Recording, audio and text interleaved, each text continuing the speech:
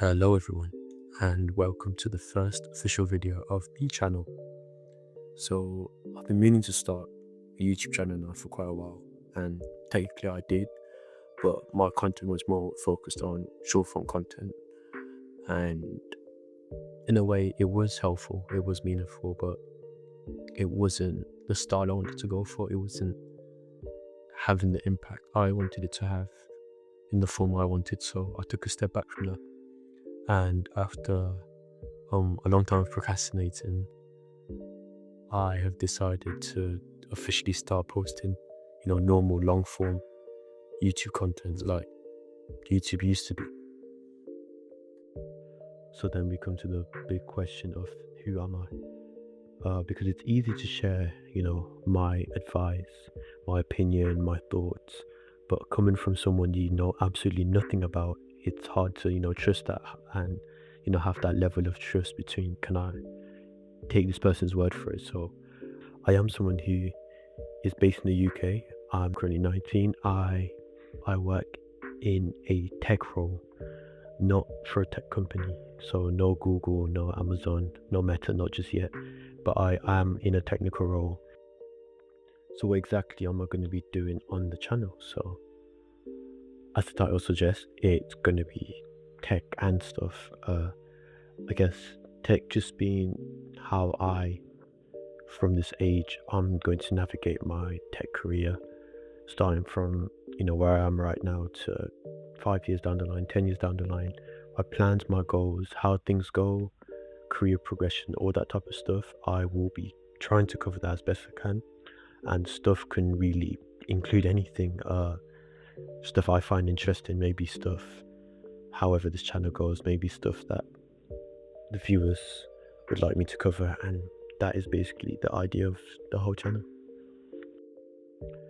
So I've done a lot of talking, I've done a lot of introductions to who I am, what I plan to cover in the channel, why I'm doing this.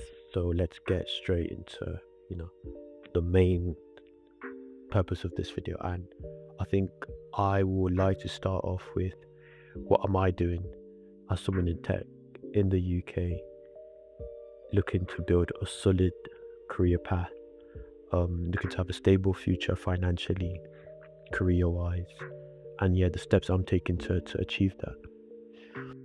Okay, so I'm going to split this into two sections. First section is going to cover what I'm doing from a financial perspective. So what I'm doing with my money, what I'm doing with my savings, what I'm doing with from that aspect of things. And the second section is going to cover what I'm doing from a technical perspective. So what skills am I focusing on and things of that sort. So let's get into it. So covering the first section now, the financial section, I think I can split this into three main things I'm doing actively right now, which you guys can start today. Anyone watching this video can start. And now the first is savings. This is mainly for emergencies. Anything can happen, car breakdowns, health crisis, or just any big financial expense that can randomly come up. This is just good to take care of that as soon as possible. Now the second step I take is investing.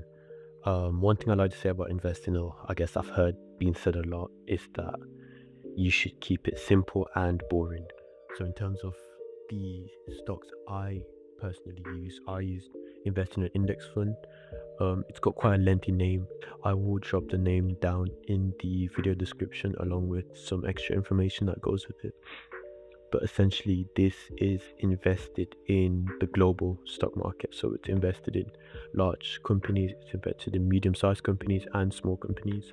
So it covers quite a broad range, one of the broadest range in terms of index funds out there. Now the next thing I do to help me financially is having a monthly finance tracker. Now this one is very, I think, person specific. So some people can definitely do without. If you feel like you know where your money is going, you're good with controlling it, you fully understand how it's being shared across the different expenses you have, that's completely fine. But for someone, I guess, like me, I'm still quite new to spending, I would say, spending a certain amount of money, And I think having a monthly finance tracker has really helped me understand better where my money's going, if stuff I need to cut down, if there's stuff I need to bring up. And it's generally helpful. This can again be completely up to you. You can have it weekly, you can have it monthly, maybe quarterly, but some sort of tracker if you feel like it would be beneficial. So those are pretty much the key, I guess, approaches I'm taking from a financial perspective. But if we move on now to the technical things I'm doing to ensure that I guess I'm still relevant in the technical field 5, 10 years down the line. So I will start off with saying LeetCode, and how I approach it is I have got a AI agent to help me with that. So essentially, I fed it a source file, which tells it I'm doing LeetCode. It goes through the problems in a logical order. For each problem, it gives me the problem description, then it asks me questions. It doesn't never tells me the answer directly, but it asks me questions when I prompt it that leads me towards what approach I can take. From there, I code it up. I try and fix it myself. If I get stuck, I um, send the code over to the agent. It reviews it, tells me what areas I should look at, what I can fix, and where I should make changes. So then I essentially I'm the one who codes it, but the AI does assist me, and I found that approach to really work for me. I understand why I'm coding it that way. I understand the logic of the problem. I pick up edge cases, understanding the time complexity and space complexity as well. So that's been a really good approach, and yeah, it's worked well for me. Now, next is working on actual real projects, and by real projects, I mean fully start to finish, coded and deployed. Maybe not deployed, but start to finish by yourself, no tutorials. Um, and this is one where I have personally I have actively avoided for very long. I've been stuck in, quote unquote tutorial hell where you are making um all your code is just based on tutorials. You watch the tutorial, you code, you watch the tutorial, you code, but it's rarely ever been me start to finish doing a project by myself.